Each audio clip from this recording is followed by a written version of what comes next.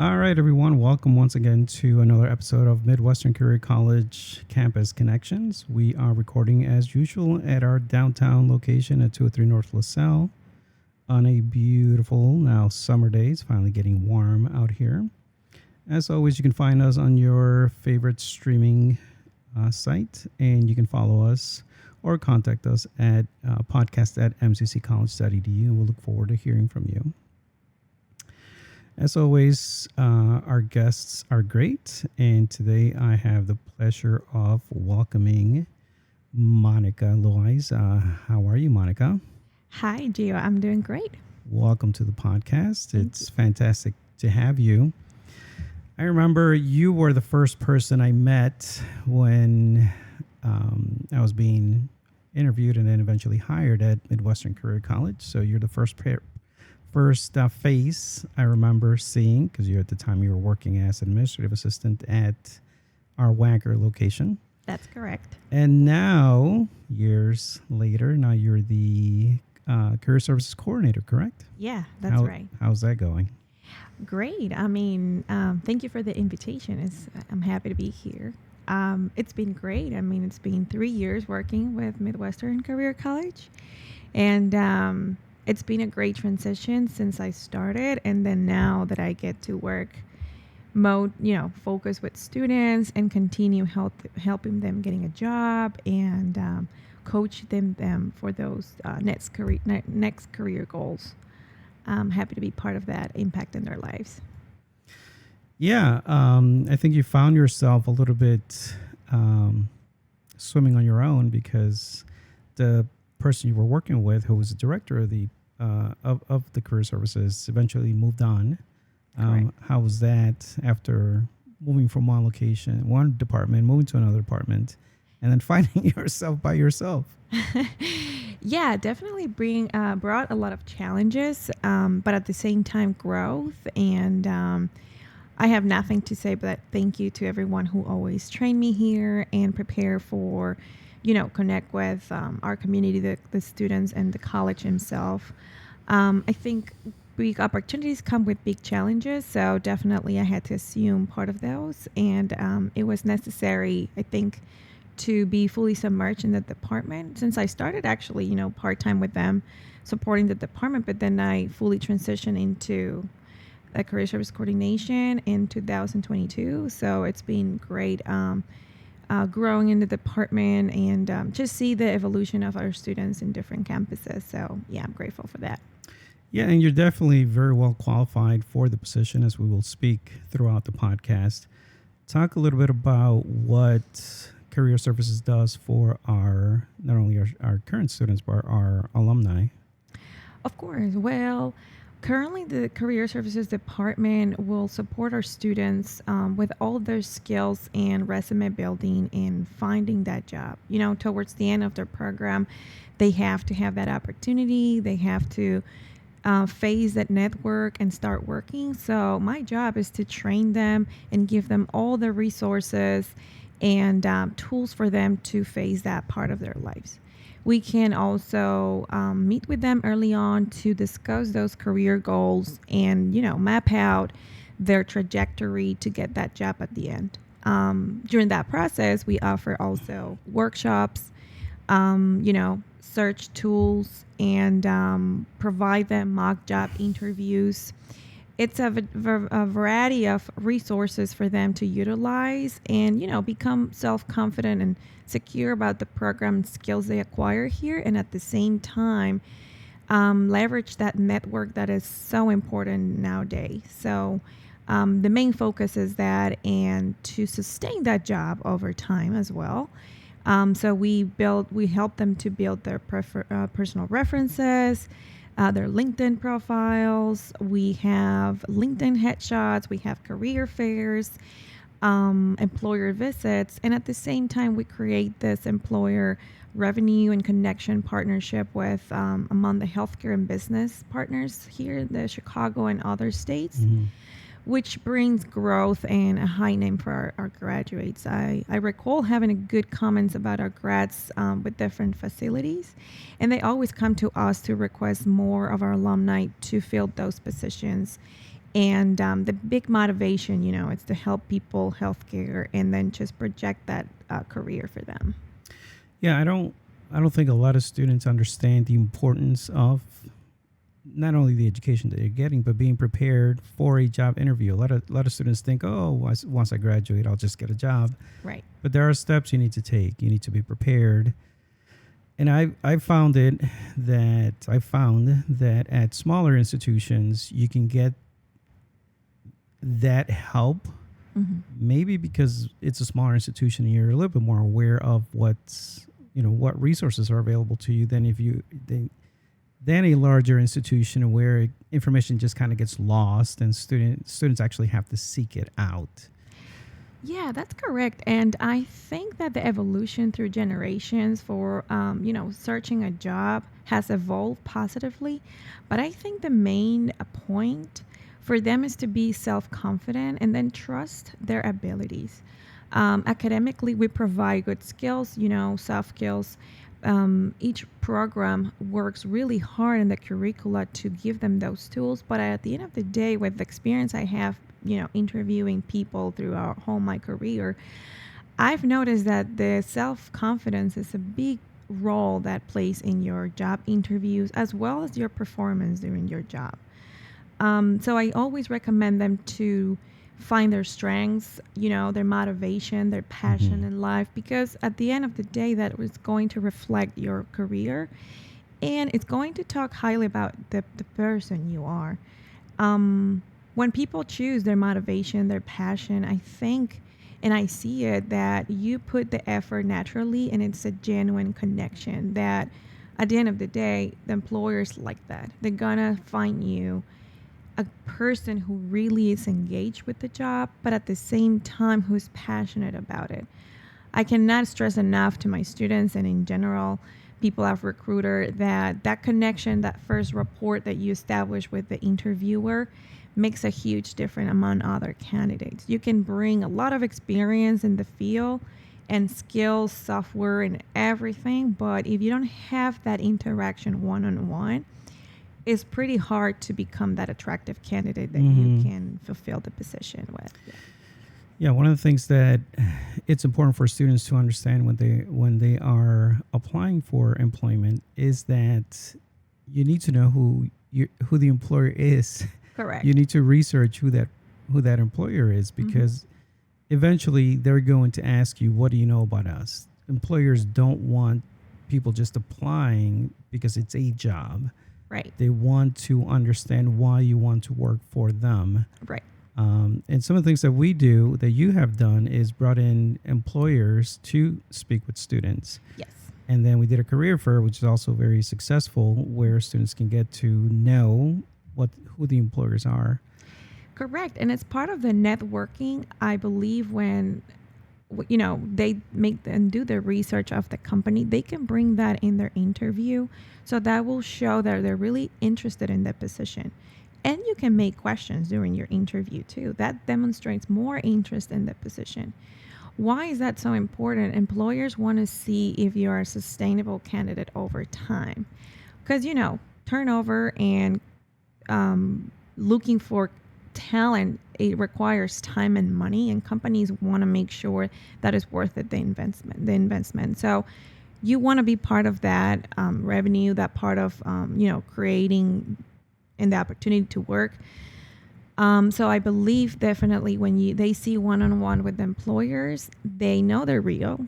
They know they're looking for people with talent, and they also, everyone remarks the human connection that they're looking for. That person who is going to be eager to be trained, to learn, to accommodate with the policy of the company based on the research you've done. In the interview, you can mention it, and you also see if it's a good match for you. Hmm. Granted, not all employers are a great match for people, and vice versa. So you have to find that good match and be part of that company and see also your next career, your next goals, right? Your professional development and the growth you're going to have as a person as well. All that part of the professionalism that we talk in our workshops Hmm. is part of that impact that you do in your interview as well. And that has shown pretty much in how our, like you mentioned before, that some of the employers seek out our students. And that's part of the preparation that they get coming to Midwestern Career College, some of the preparation that you go through with them. And it's important for them to understand that they have an opportunity if they come here. Yes. What normally is the percentage of students that get jobs coming out of once they get their certificate or their degree? Well, that's a great question. We do our best for reaching our benchmarks that are required, but we exceed those benchmarks. So I would say we have over 70 and 80% of grads that are currently working in their fields. My job is to make sure that they are actually working in the field. And at the same time, from all the class who graduate, the 70% minimum needs to be working. But we reach around 80, 90%, 100%, especially our electroneurodiagnostic program. That program brings 100 of the grads placed in the field. Granted also that we look for people that are actively searching and updating their resumes, and that's part of the job for them, but like definitely 17 over percent that we get people hired. That's wonderful. And like I said, lots of resources available for our students, not only for them to seek out, but we actually are proactive in bringing those resources to them, which again makes a difference when you're at a small institution than if you were at a larger institution, whereas you're a number a lot of the times. Right. Now, obviously, it wasn't easy for you to get to where you were at because you started as an international student. Yes. Yeah. So you're originally from Peru, correct? Yes, I was born in the second biggest city in Peru. The name is Arequipa. It's a beautiful city. It's surrounded by mountains. We are located in the south of Peru, and the Andes chain cross all over the city, the department. And I'm going to say we're very proud of our land. We love our food like every other Peruvian. But I think people from my city, we recognize our volcanoes and, the traditions behind. So we all have, I believe, this fire spirit to conquer our goals and then just, make things happen, and absolutely miss home sometimes. But yeah, absolutely. Yeah, for sure. What was it like growing up in Peru in the middle of the mountain ranges? It's interesting how you start valuing that once you're no longer there. Because once you're there, probably you take for granted certain activities that you wish you would have done. For instance, we have the volcanoes that you can climb them, but I've never done it. So as soon as I get the chance to visit again, I will definitely want to do it. But overall, it's a tradition city. It's a tradition country, and I'm grateful to my parents, to my education, everyone who brought that value and make and help me to be the person I am today. So it was great growing up there. I have all my infants, my childhood from my when I was a teenager, and everything there just played in a great moment. I cannot stress enough how great was growing up there. And of course, the food I always emphasize, being a Peruvian, we're very proud of our food. And I think we also bring the sense of community and family through our food because, we are traditional people and we like to welcome everyone, and we like that warm and, that I think it's a high characteristic among all Hispanic community, I would say. Yeah, I remember when I moved down to Colorado, and obviously in the West, you have the Rocky Mountains, and it was just like a completely different world, gone. I mean, obviously, I grew up in Chicago, and here the mountains are the skyscrapers. But, when you're looking at the mountains, obviously, I also grew up in Guatemala where we have volcanoes. Right. That part doesn't really compare to seeing high rises because it's not the same beauty. And that's not the same. And fortunately, the weather's cold in my city. Okay. Maybe not as cold in Chicago, but definitely I can, it builds a different sense, but also at the same, I'm familiar with. Is it above sea level? Is it It high is altitude? above. Yes, Oh, okay. we are above 12,000 feet above. Really? Yes, it's pretty high. Okay. It's pretty Yeah, high. similar to Denver then? Similar. Yeah. Yep. I remember having that conversation. So Yeah. I've never been to Denver, but I'm pretty sure it's a high, it's a dry heat, Mm-hmm. and the cold can penetrate your bones too Yeah. when it's like, Yeah. and it snows in the mountains. So you're right, the highlands are like beautiful to watch.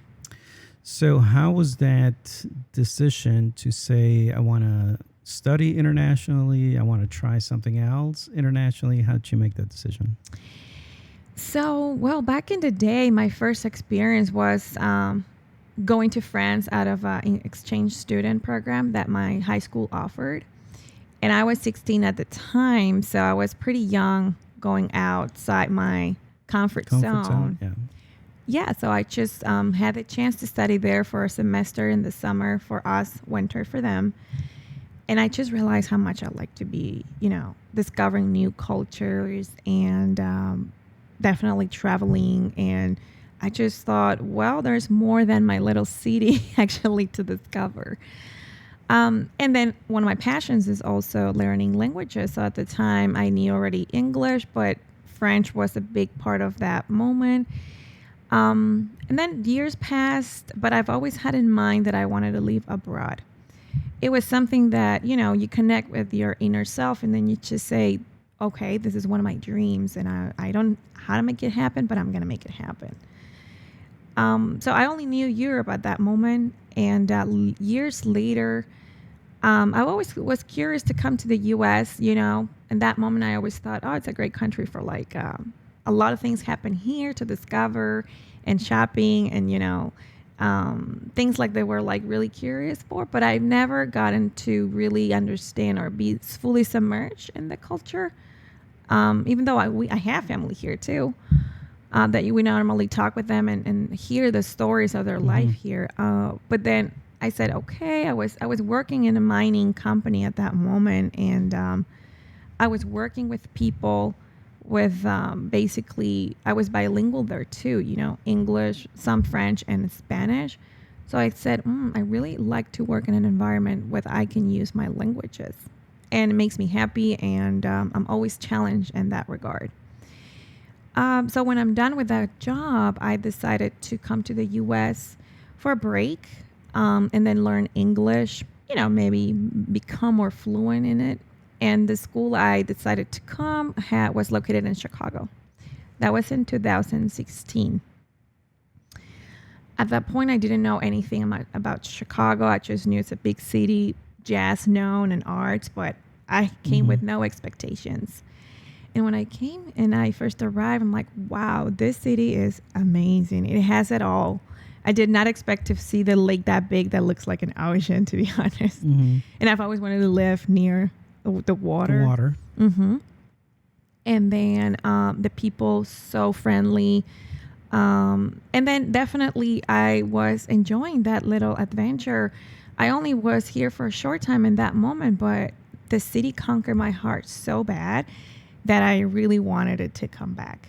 So I said, I have to be here. Something about the city that it's calling me, that it's, when you feel that what you want to be there, I think you just have to go for it.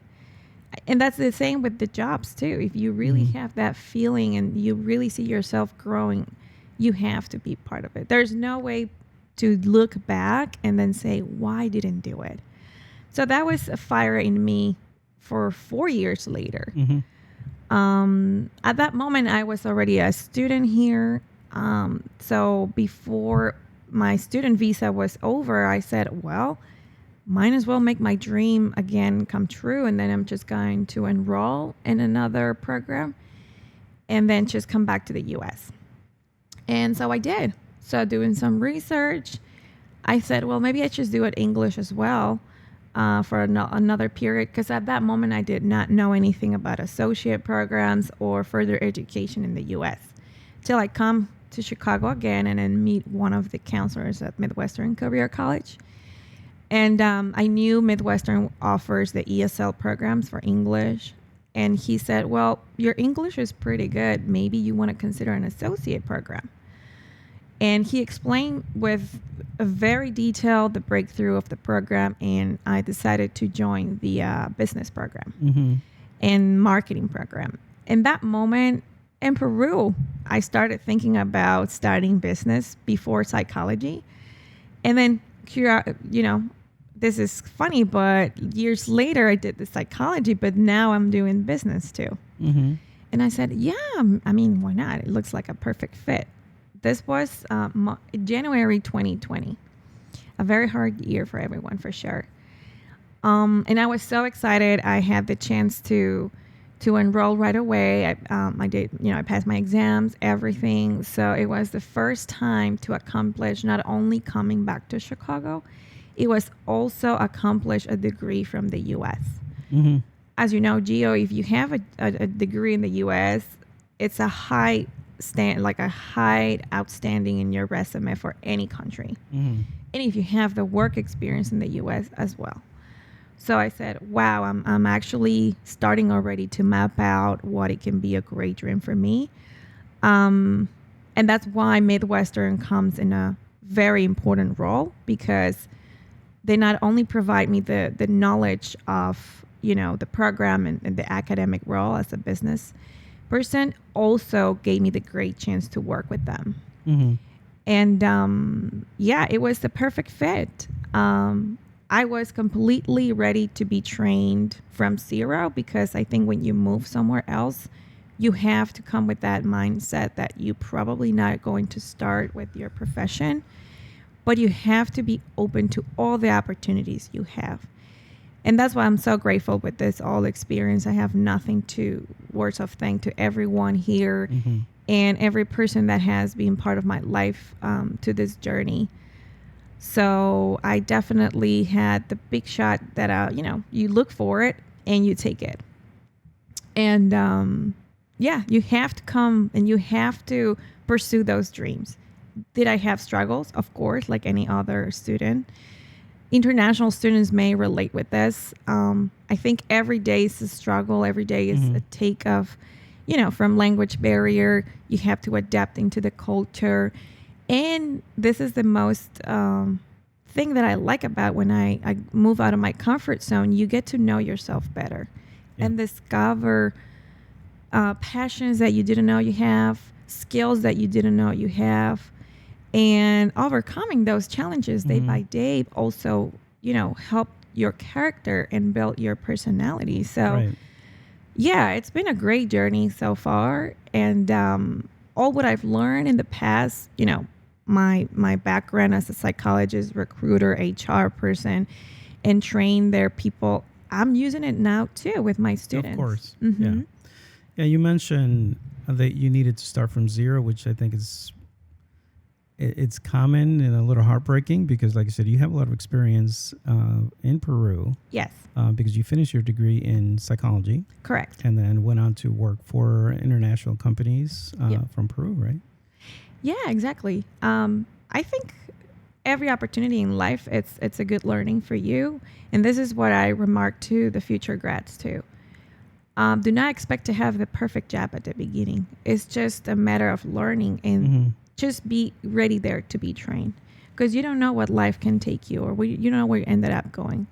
I did not expect to be living in Chicago and having a great time of my life and working for an American company, which I've had in the past.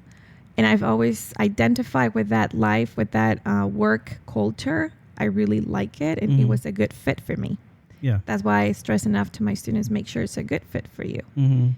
And the people I worked with in the past were so nice to me and opened the doors to me at all the time. So I came with that mindset, knowing that here, of course, there's people that will give you that opportunity, and then you have to be grateful for it. Yeah. So I'm grateful for all the people that I met in Midwestern Career College, and they helped me to become and then just be in the position that I am right now. Yeah. How did it, and I mentioned in the past that I like psychology a lot.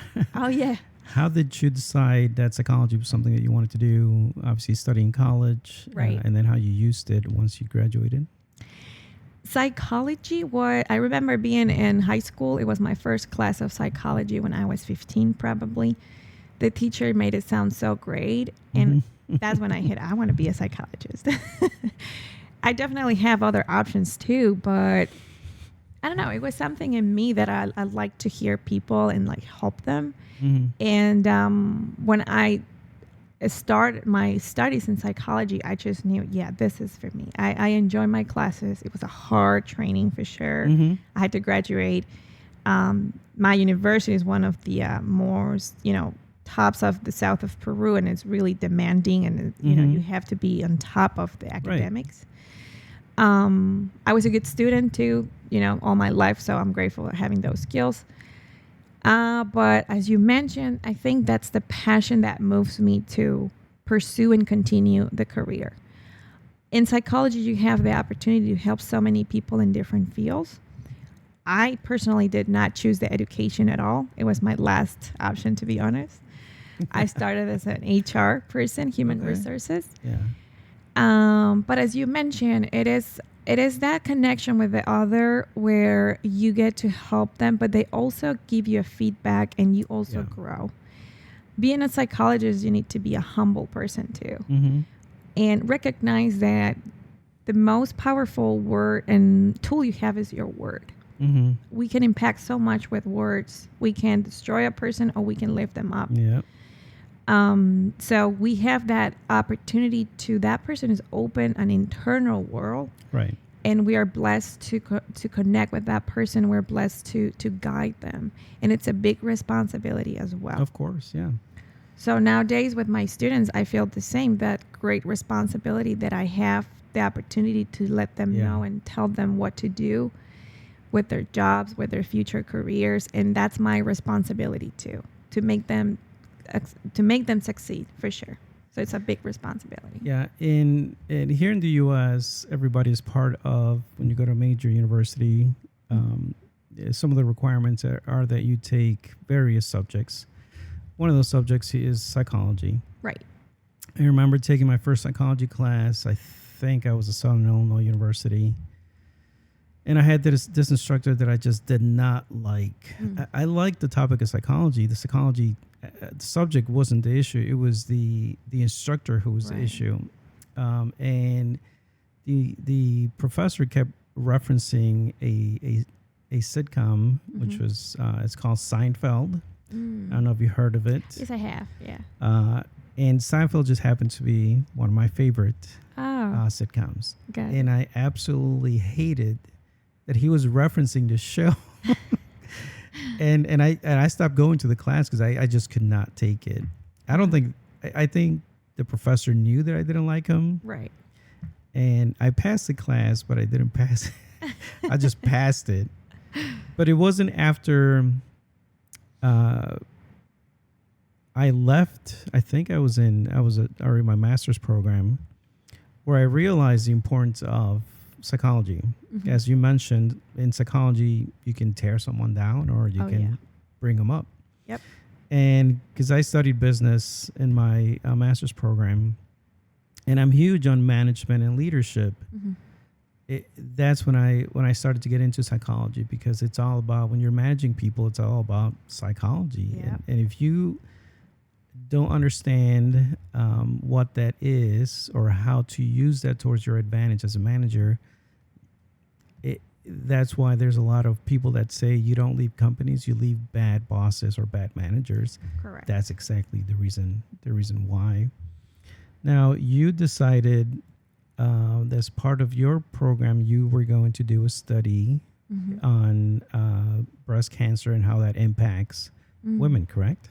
Yeah, you're right. Actually, in Peru, to be licensed in psychology, you need to do a thesis of investigation, and you need to present that in a jury, and that's how you get your license. And let's say from, to do the practice down there. Yeah. I was curious. I've always had a particular interest in the clinical field in psychology. For those who are psychologists will know that the clinical, it's a very broad field where you get to explore different cases, and there's a different spectrum of the mind and disorders that we can classify them. Mm-hmm. My particular interest was with patients with cancer, their struggle with breast cancer. And I remember that it took me most like a year get the thesis and do the presentation and everything. And you mentioned something very important, that you need to know the people and you can tear them up or you just can't lift them up. I believe in psychology, no matter the field you are, that's your biggest challenge. Mm-hmm. Working with the breast cancer patients that I had the opportunity, I saw that. Mm-hmm. Because I had to work with several, like 80 plus women. That was the sample of my thesis. Every single one of them remember the doctor who was with them walking through the disease. Right. And every single person in their environment who make an impact in their lives, for bad, for good, or for bad. Mm-hmm. And granted, these are women this was a few years ago, where full mastectomy was a technique to, be over with cancer. Mm-hmm. So as a feminine, those are a mutilation of your body. So the levels of self-esteem and self-image corporeal, it was so affected. Mm-hmm. So that was the thesis about. And it turned out to be a great study.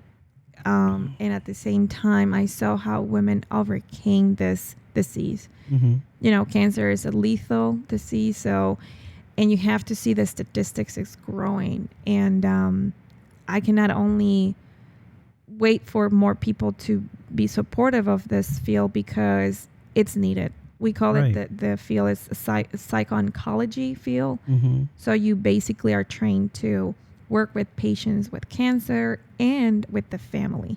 Yeah. Sometimes cancer, it's an interesting disease. It works a lot with the stress environment. Mm-hmm. And as it's a fast reproduction of cells, when you just give love to that person and this whole family support, the cells start to stop to reproduce. Right. There's studies behind it as well. Mm-hmm. So I would just say be aware and conscious of how much stress will impact your life, and if it's worth it to, high up those levels of anxiety, or just take care of your routine, your food, your diet, exercise. Those are the factors that are going to diminish the options to have cancer. Yeah. So it was a great investigation job. And definitely you get to be the scientist collecting the data and then just helping the people at the same time, my patients. You give them tools how to overcome that situation, work with the medicines as well, get trained with the disease, impact in your body and your mind. And psychology has this particular sense where you cannot prescribe like a medicine, right? Because we're talking with your psyche, your mind, your thoughts, your emotions. They don't have medicine for that. Mm-hmm. So that's what the work creates, neural connections and therapy. So you have to be a conscious person, responsible, like it, and care for the own well-being and the other person's well-being, for sure. Yeah, absolutely. Like you said, unfortunately, cancer is a terrible, terrible disease. It is. Something that my family, as I mentioned to you, has a lot of, unfortunately, experience with. Mm-hmm. And definitely lots of love and support, not only for everyone who has to have that battle, because it's not an easy battle. Mm-hmm. Everybody copes differently, and I think what the best thing you can do for someone is just be there for them, have that support. One of the things that I do is just give people space, because only the people that are going through it know what they need. You can't assume or think that you know what they're going through. That's true. And the best thing you can do is just give them space, and if they need you, they will come, and just show that support for them. Like I said, unfortunately, I've had, the mother of my children. I have 2 cousins that have battled cancer. I have lots of family friends who battle cancer. My grandmother. Wow. So unfortunately, cancer has touched my family more than I think any of us thought it would. Mm-hmm. But for sure, my interest started because of that in psychology, peaked even more because, as you talked about, the levels of depression that comes with it. Yeah, stress. Right. Cortisol. Stress and levels of depression. So that's something that I've always been interested in learning a lot about. And obviously, because the field of psychology is wide ranging, I have a lot of interest in, mob mentality as well as, with all Right. the protests going on and how that Right. develops and gets out of hand pretty quickly. And from being in business and management a lot, industrial psychology is something that really interests me quite a bit. So there's a lot of topics. Oh yeah, there's a lot of topics, and if you are interested, I would just say pursue that dream. Yeah. It's never late to study, to be trained in those things that you are passionate and you are interested in. And yeah, industrial psychology and organizational psychology. It's pretty much the field I Yeah. started with. And you get to work with people as well. I mean, the impact you bring into companies and, leverage their community and the work environment. It's huge impact on a human person. And it's related to stress levels as well. So, Yeah, absolutely. yeah, we are a connection. We're connected with everything. We're unity. Yeah, basically. Yep. You talked a lot about your love to travel. Oh, yes. Learn cultures, music. Oh, yes. What are some of your most amazing places you've traveled to? Well, I've been a traveler, a fair amount, I would say. My grandpa used to say from all my grandchildren, you are the most adventurous of all. And that's true. I've been to Australia. Oh, wow. I've been to several states here in the U.S., New York, Florida, California, Michigan, Wisconsin. I've been to France, and definitely have on my bucket list a couple other European destinations. And, I've been to the Caribbean islands too. Oh, nice. For a while. So yeah, I love traveling. You're right. And music. It's one of my biggest passions as well. So hopefully those next trips are going to happen in the next, I would say next term or next middle term. Yeah, we'll see. We talked a little bit about music as well. Any concerts you're going up to? We talked a little bit about some concerts coming up. Oh, yes. I'm going to Summerfest in Wisconsin. Okay. I'm a fan of the Goo Goo Dolls. Oh. I'm going to Def Leppard and Metallica. They're coming to Chicago. Oh, nice. I have tickets for Pink and I have tickets for J-Lo. Wait, is that canceled? I think so. I think I read something about it. So hopefully. I think that one's canceled. Oh, so wow. Too That's bad for a bummer. Oh, no. Yeah.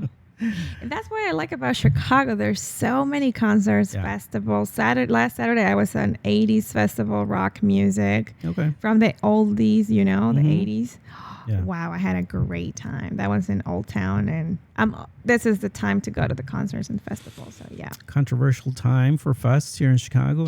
Riot Fest has to move or decided to move their location. Oh, really? Yeah, yeah. I didn't know that. Yeah, that's just a shame. Announced yesterday. Oh, you're going? No, I wanted to go last year, but I didn't end up going. Me too. I want to go last year, but I did not. Yeah. Yeah. There's so much stuff to do. It is true. I mean, big fan of Chicago here, from sports to art, museums, jazz, blues. I mean, there's so much and so many activities to do. I cannot be happier living here, to be honest. Yeah, and it's important, for people to. There are two different things. There's a touristy side that I think as Chicagoans we still do because there's so much to do. But then it's real life as well, with traffic and the daily grind of whether you take traffic or public transportation, which also takes a long time. Right. What is your message as someone who went through the process of being an international student, having to get visas, and now working professionally in the U.S.?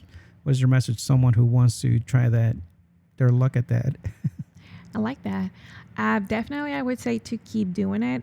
If you have that dream and if you see yourself living in the U.S. and First of all, I would say do research so you can understand what are the challenges you will face, Mhm. but be open-minded as well. Yeah. One of the things I like about that experience is that the more open you come with your mind open and ready to experience everything, the better you're going to succeed. I'm not saying that you're not going to have the struggles. You will, but I would say is your tenacity, your patience, and just get things done little by little. If you struggle with the visa, just make sure you have good assessment and good information on what are the next steps for Mhm. you in whatever the home countries you come from and the rules there. Come here, always respect the people, the society, the rules. Be highly adaptable into a new culture. Keep in mind you're going to face culture barriers and language barriers, but that's part of the process. Mhm. And do not be afraid to speak up if you have to, and be proud of the roots that you bring, because at the end of the day, you are going to be like an ambassador of your own country, right? Right. And you're going to have the opportunity to shine, and at the same time to acquire a lot of new experiences that might be so rich and unique for people that did not Mhm. have that chance. Right. So just do it, and then don't be afraid if you have to struggle with things. You just keep going. Do not stop. That would be my best advice. Yeah. Great advice. Thanks. So, as we finish up a wonderful conversation, Yeah. how can our students reach you? Where can they find you? Of course. So they can reach out to me at career services at mccollege.edu. My extension would be 312 236 9000, extension 1014. And they can always see me in the office at LaSalle campus, Evergreen Park, and Naperville. And if they need any assistance with the resumes, mock job interviews, and discuss career goals, you can always book an appointment with me too, and then we'll have a one-on-one training. And students should take advantage of that, as we talked about. Oh, yes. You're a wonderful resource. For sure. And stay tuned, because we always launch in our social media a little reels of tips on how to get a job interview, how to prepare for one, and how to keep your high performance at work. And they can find that on YouTube, correct? Or on our LinkedIn page? It's on our platforms: LinkedIn, Instagram, Facebook, and for sure YouTube. Yes. Yeah. Yeah. So wonderful. It's been great to have you. Great conversation. Hope our listeners got to learn who you are, what you do.